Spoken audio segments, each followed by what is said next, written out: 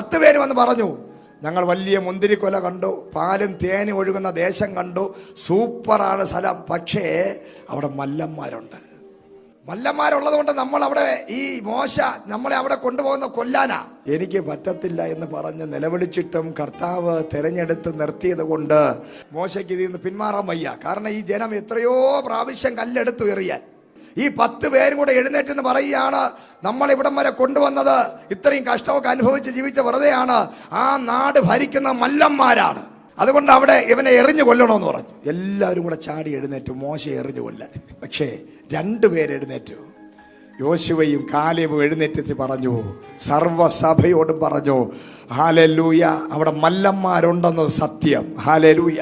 പക്ഷെ അതിനേക്കാൾ വലിയൊരു സത്യമുണ്ട്, അവരെക്കാൾ വലിയവനായ ദൈവം നമ്മളെ കൂടെ ഉണ്ട്. നീ ഇന്ന് കാണുന്ന വിഷയത്തെ നീ വലുതായി കാണരുത്.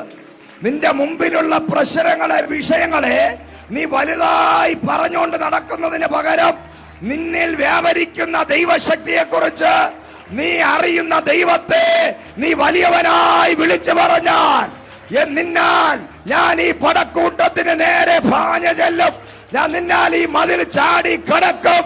ഹല്ലേലൂയ.